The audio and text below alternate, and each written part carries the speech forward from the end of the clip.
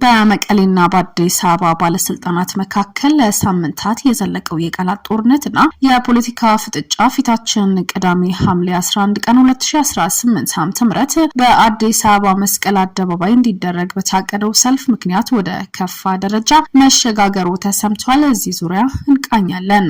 አምባሳደሩ ጀነራሉን እንዳያገኙ ተከልክለው ተመልሰዋል። ጠቅላይ ሚኒስትር አብይ አህመድ ታሪክ ለመጻፍ የተሰጠን ዕድል የመንጠቅም ምርጫው የኛ ነው፣ ብዕሩም ብራናውም እጃችን ላይ ነው ሲሉም ተደምጠዋል። የትግራይ የባህል ቱሪዝም ቢሮ አስገዳጅ ወታደራዊ ምልመላን የተቃወመችውን የዜማ እምብዛ የአሸንዳ አምባሳደር ማዕረግ ነጥቋል።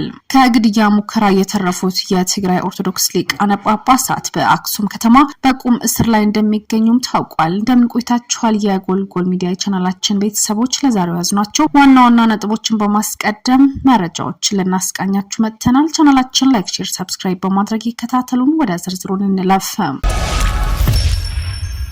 በመቀሌና በአዲስ አበባ ባለስልጣናት መካከል ለሳምንታት የዘለቀው የቃላት ጦርነትና የፖለቲካ ፍጥጫ ፊታችን ቅዳሜ ሐምሌ 11 ቀን 2018 ዓ.ም በአዲስ አበባ መስቀል አደባባይ ላይ እንዲደረግ በታቀደው ሰልፍ ምክንያት ወደ ከፋ ደረጃ መሸጋገሩ ተሰምቷል። የትግራይ ኮሚኒኬሽን ጉዳዮች ቢሮ ዛሬ ባወጣው መግለጫ ሰልፉን በጽኑ ያወገዘ ሲሆን የፌዴራል መንግስት የስርዓቱን ደጋፊ የሆኑ ትግርኛ ተናጋሪዎች በመጠቀም በትግራይ ህዝብ ብሔራዊ ጥቅም ላይ ያነጣጠረ የሴራ ሰልፍ እያዘጋጀ ነው ሲል ከሷል። ቢሮ አክሎም የጠቅላይ ሚኒስትር አብይ አህመድ መንግስት በትግራይ ላይ አዲስ ጦርነት ለመክፈት ጦሩን እያሰማራና የድሮን ጥቃቶች እየፈጸመ ነው ሲል በትግራይ ህዝብ ላይ መጠነ ሰፊ የስም ማጥፋት ዘመቻ ያካሄደ ይገኛል ሲል የከረረ ክስ ሰንዝሯል። በሌላ በኩል የትግራይ የሰላም ለውጥ ምክር ቤት የተሰኘው የሰልፉ አዘጋጅ አካል በመንግስት መገናኛ ብዙሃን በክልሉ ባስተላለፈው ጥሪ ሰልፉ የግዳጅ ውትድርና ይቁም፣ ሰላም ይንገስ የሚል መሪ ቃል እንደሚያካሂድም ገልጿል። ምክር ቤቱ በትግራይ ክልል ያለው አስከፊ ሰብአዊ ኢኮኖሚያዊና የጸጥታ ቀውስ አስመልክቶ የዓለም አቀፍ ማህበረሰብና የፌዴራል መንግስት ኃላፊነታቸውን እንዲወጡ ለመጠየቅ ሰልፉ መዘጋጀቱ ማስታወቋል። በተለይ በክልሉ ወጣቶች ላይ እየተፈጸመ ነው ያለውን የግዳጅ ውትድርናና ማዋከብ እንዲቆም፣ የፕሪቶሪያው ሰላም ስምምነት ሙሉ ለሙሉ እንዲተገበር ለመጠየቅ በአዲስ አበባ አካባቢ ያሉ ተጋሩ በሰልፍ ላይ እንዲገኙ፣ በትግራይ ያሉ ወጣቶች ደግሞ የቤት ውስጥ አድማ በማድረግ ድጋፋቸውን እንዲገልጹም ጥሪ አቅርበዋል። ይሁን እንጂ በግዳጅ ውትድርና ዙሪያ ከባድ ትችት እየቀረበበት ያለው የትግራይ ጊዜያዊ አስተዳደር ይህ የታቀደው ሰልፍ የክልሉን ጊዜያዊ አንድነት መልሶ የማቋቋም ሂደት የሚቃወም፣ ለነዋሪዎች የሚደረገው የሰብአዊ ድጋፍ የፋይናንስ ተደራሽነት የሚያስተጓጉልና በህዝብ ላይ የተደረሰው የዘር ማጥፋት የመደገፍ ኢላማ ያለው ነው ብሏል። በመሆኑም አዘጋጆቹ ተሳታፊዎቹም 2 እና 3 ጊዜ እንዲያስቡበት ከድርጊታቸው እንዲቆጠቡም አስጠንቅቋል። ይህ አዲስ ፍጥጫ የመጣው ሰሞኑን የትግራይ ክልል ምክር ቤት የፕሪቶሪያው ስምምነት በፌዴራል መንግስት አፍራሽ እርምጃዎች ምክንያት ፈርሷል ማለቱና ጠቅላይ ሚኒስትር አብይ አህመድ በበኩላቸው በፓርላማው ማብራሪያ ወቅት ህወሓት ከኤርትራ፣ ሱዳን ጋር በማበር ኢትዮጵያን ለመውጋት እየሰራ ነው ሲሉ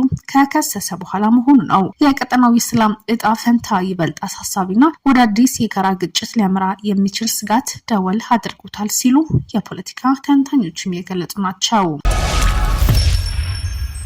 አምባሳደሩ ጀነራሉ ሳያገኙ መመለሳቸው ታውቋል። በኢትዮጵያ አሜሪካ አምባሳደር ኤርቪን ማሲንጋ የመቀሌ የነበረው ጉዟቸው ለውይይት ቀጥሯቸው የነበሩ አመራሮች ሳያገኙ መመለሳቸው ተሰምቷል። አምባሳደሩም በህወሓትና በፌዴራል መንግስት የተፈጠረው ውጥረትን ለማርገብ ከወትሮ በተለየ ሁኔታ በቻርተር አውሮፕላን ልዑካን አስከትለው ወደ መቀሌ ተጉዘዋል። ማሲንጋ ወደ መቀሌ ያቀኑት በዋንነት የህወሓቱን ሊቀመንበር ዶክተር ደብረጽዮን ገብረ ሚካኤልና ሌተናል ጀነራል ታደሰ ወረደን ለማነጋገር ነበር ተብሏል። ማሲንጋ የተወያዩት ከህወሓት ምክትል ሊቀመንበር አማኑኤል አሰፋና አምባሳደር አዲስ ዓለም ባሌማ ጋር ሲሆን ማሲንጋ መቀሌ ከደረሱ በኋላ የተቀበሏቸው ለውይይት የተቀመጡት እነዚህ ሁለት አመራሮች ጋር ነው። በፕሪቶሪያው ስምምነት መሰረት የተቋቋመው ጊዜያዊ አስተዳደር አፍርሰው ስልጣን የተቆጣጠሩት የህወሓት ሊቀመንበር ዶክተር ደብረጽዮን መቀሌ ውስጥ የሉም በሚል ምክንያት ከአምባሳደሩ ጋር አልተገናኙም ተብሏል። የአሜሪካ ልዑክ የመቀሌ ጉዞ በኃይል ስልጣናቸው የተቀሙት የትግራይ ጊዜያዊ አስተዳደር ፕሬዝዳንት ሌተናል ጀነራል ታደሰ ወረደ ማግኘት አልቻሉም። ከስልጣን ከወረዱ በኋላ ከአደባባይ እይታ የጠፉት ጀነራል ታደሰ ወረደ አምባሳደሩን እንዲያገኙ በህወሓት የጸጥታ አመራሮች የደህንነት ስጋት በሚል እንደከለከላቸው ተሰምቷል። አምባሳደሩ ጀነራል ታደሰ ወረደን እንዳያገኙ መከልከላቸው የቀድሞ አለቃቸው ጌታቸው ረዳን በፌስቡክ ገጻቸው የገለጹ ሲሆኑ ጀነራሉ ከመቀሌ እንዳይወጡ ህወሓት ከመደቧቸው ጠባቂዎች ጥብቅ ክትትል እንቅስቃሴያቸው ከቤት ውስጥ የተገደበ መሆኑን ለጉዳዩ ቅርበት ያላቸው ምንጮች ይገልጻሉ። ሚኒስተር ጌታቸው ረዳ ባስተላለፉት መልእክትም አምባሳደር ማሲንጋ በትግራይ ከሚገኙ የፖለቲካ የሲቪል ማህበረሰብ የኮሚኒቲ መሪዎች ጋር ሰፊ ውይይት ለማድረግና አካባቢውን ወደ ሰላማዊ መንገድ ለመመለስ ያደረጉት ተከታታይ ጥረት አድንቀዋል። ሆኖም አምባሳደሩ ከጀነራል ታደሰ ወረደ ጋር በአካል ተገናኝተው እንዳይወያዩ የተደረገው በህወሓት አመራሮች በኩል የተፈጠረ እገዳ መሆኑን በመግለጽም ወቀሳ ሰንዝረዋል።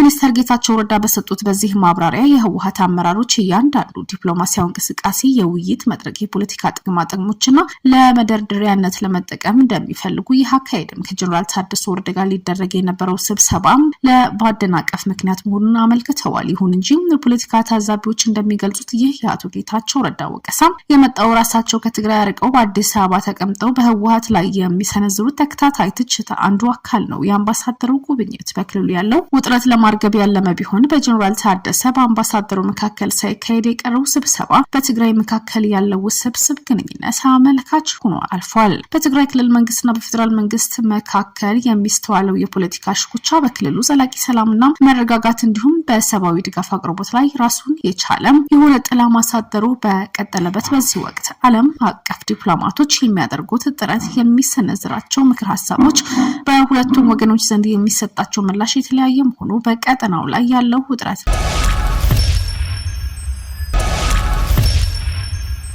ጠቅላይ ሚኒስትር አብይ አህመድ ታሪክ ለመጻፍ የተሰጠን እድል የመጠቀም ምርጫ የኛ ነው፣ ብዕሩም ብራናውም እጃችን ላይ ነው ሲሉ ተደምጠዋል። ጠቅላይ ሚኒስትር አብይ አህመድ በተጀመረው ምክክር ጉባኤ ተገኝተው ዘመናት የሚያስታውሰው ታሪክ የሚጻፍበት ቀን መሆኑ በማውሳት ይህንን እድል ደጋግሞ እንደማይገኝ የማገንዘቡ ታሪክ ብዕርና ብራና በቀበላቸው ከሚገነባ የሚያፈርስ የሚያበለጽግ ይልቅ የማይደሄና የማይሰፋ ይልቅ የሚያጠብ ጽፈው ያልፋሉ ሲሉ ገልጸዋል። አክለው ታሪክ ዛሬ በእኛ እንዳይደገም ከፍተኛ ኃላፊነት ተሰምቶን በታላቅ አክብሮት ሊያከናውኑት የሚገባ መሆኑ የጠቀሱ ሲሆኑ እኛ ከዚህ በፊት የነበሩት ሊያስወቃቸው ሲገባ ያልተቻላቸውን ጉዳዮች ልጆቻችን እንዳያጡ በኃላፊነት መጻፍ አለብን ሲሉ የተደመጡት ጠቅላይ ሚኒስትር አብይ አህመድ አክለው እድል ሲገኝ በኃላፊነት ስሜት መጠቀም ደጋግሞ ወደኛ ደጋግሞ ይመጣል ያሉ ሲሆኑ ያለፉት ጥቂት ዓመታት የተገኘው እድል በመጠቀም የሀገሪቱን ፖለቲካዊና ወታደራዊ ሪፎርም መስራት ተችሏል ሲሉ ተደምጠዋል። ዋና ኮሚሽነር ፕሮፌሰር መስፍን አርአያ በበኩላቸው በርካታ ውጣ ውረዶች እንዳለፉም በመጥቀስ ጉባኤው በጊዜው የሚነሱ የታሪክ ጠባሳ ጉዳዮች የሚታከሙበት የጋራ የሆኑ ጉዳዮች የምናስቀምጥበት ነው ብለዋል። አክለው ለዘመናት ሲያጣሉ ሲያራርቁን የነበሩ ጉዳዮች ወደ ጎን በመተው አስታራቂ ሀሳቦች ላይ ማተኮር ይገባል ሲሉ ተደምጠዋል። ላለፉት ዓመታት በተለይ አካባቢዎች አጀንዳ ሲያሰባስብ ቆይቶ በዛሬው ዕለት የምክክር ጉባኤው በይፋ የጀመረው ሀገራዊ ምክክር ኮሚሽን ከ4000 በላይ ተመካካሪዎች በመያዝ በስምምነት ዋና ዋና ባላቸው አጀንዳዎች ላይ ይመካከራል። ከጉባኤው ላይ የቀድሞ ፕሬዝዳንት ሙላቱ ተሾመ እንዲሁም ጠቅላይ ሚኒስትር አብይ አህመድ ተገኝተዋል። በምክክር ጉባኤው መክፈቻ ላይ ለመሳተፍ ከተለያዩ ሀገራት መሪዎችና ዲፕሎማቶችም ታድመዋል። ኮሚሽኑ ከ1500 በላይ የሚሆኑ ቡድኖች ከ2000 በላይ አጀንዳዎች መሰብሰቡን ማስታወቁም ይታወሳል። በርካታ አጀንዳዎች ወደ መጡበት በክብር ይመለሳሉ ማለቱም አይዘነጋም። ከ2000 በላይ አጀንዳዎች የተመረጡት 8 አጀንዳዎች ብቻ ሲሆኑ ሌሎች ቀሪ አጀንዳዎች ወደ ክልሎች ተመልሰው ችግሮች እንዲፈቱ ይደረጋል። እነዚህ አጀንዳዎች ለሀገራዊ ምክክር ጉባኤ ማሟላት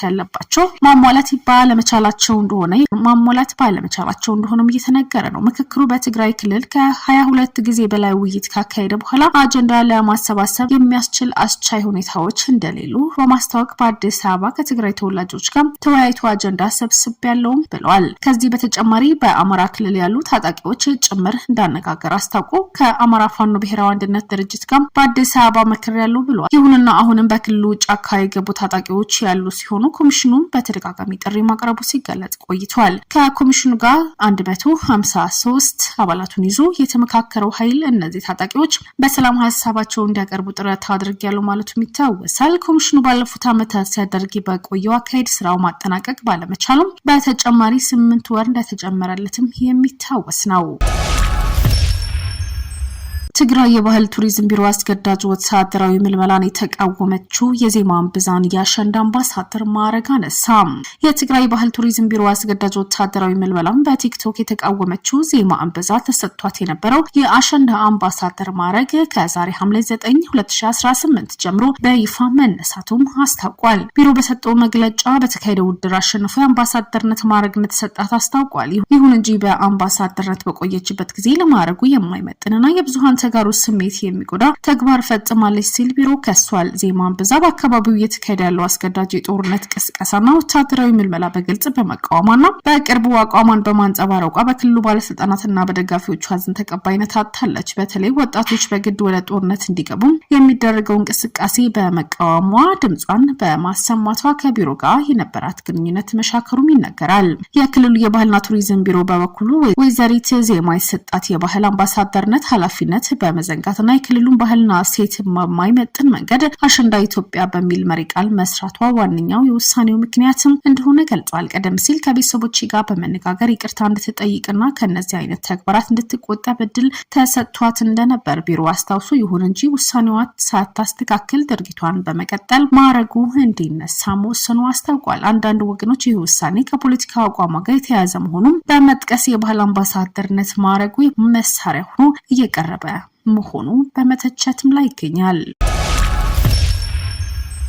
ግድያ ሙከራ የተረፉት የትግራይ ኦርቶዶክስ ሊቀ ጳጳሳት በአክሱም ከተማ በቁም ስር ላይ እንደሚገኙ ተገልጿል። ሁለት የትግራይ ኦርቶዶክስ ተዋሕዶ ቤተክርስቲያን ሊቃነ ጳጳሳት ከግድያ ሙከራ መተረፋቸው ከተገለጸ ጥቂት ቀናት በኋላ በአክሱም ከተማ በቁም እስር ላይ መሆናቸው ታውቋል። ለጉዳይ ቅርበት ያላቸው ምንጮች እንደገለጹት ሁለት ሊቃነ ጳጳሳትም ቅዳሜ ሐምሌ 4 ቀን 2018 ከሰዓት በኋላ በአክሱም ወደሚገኝ የፖሊስ ጣቢያ ለጥያቄ ተወስደው ለበርካታ ሰዓታት ምርመራ ከተደረገላቸው ከዛ ዕለት ምሽት ተለቀዋል። ነገር ግን ሊቀ ጳጳሱ በጽዮን ማርያም ቤተክርስቲያን አቅራቢያ ወደሚገኘው የመንበረ ሰላማ ቅጥር ግቢ እንዲመለሱ ተደርገው ከዚያን ጊዜ ጀምሮ በቁም እስር ላይ እንደሚገኙ ምንጮች ተረጋግጧል። ለጉዳይ ቅርበት ያላቸው ምንጮች እንዳመለከቱም አቡነ ናትናኤል በምርመራ ወቅት ትግል በማደናቀፍ ተከሰው የነበረ ሲሆን አቡነ አረጋዊ የታሰሩት ምክንያት ግን እስካሁን በይፋ አልተገለጸም። ለዛሬው ያዝናቸው ወቅታዊ መረጃዎች ይህንን ይመስሉ ነበር። ተመልሰን አዳዲስ መረጃዎች ይዘን ብቅ እንላለን። ቻናላችን ላይክ፣ ሼር፣ ሰብስክራይብ ያድርጉ።